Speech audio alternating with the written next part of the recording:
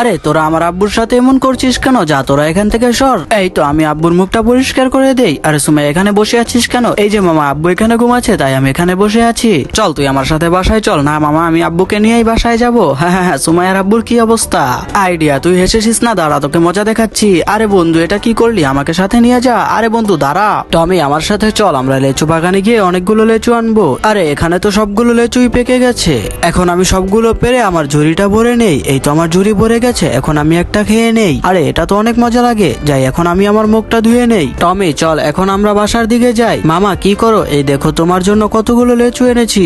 হয়েছে, এখন ঝুড়িটা রাখ এখানে। আর তোর লিচু তুই খাইস। এখন আমার সাথে চল, রাতের খাবার খাবি। এই নে এটা ধর আর তাড়াতাড়ি খা। ঠিক আছে মামা খাচ্ছি। মামা আমার খাবার শেষ, এখন এই খাবারগুলো আমি আব্বুর জন্য নিয়ে যাব।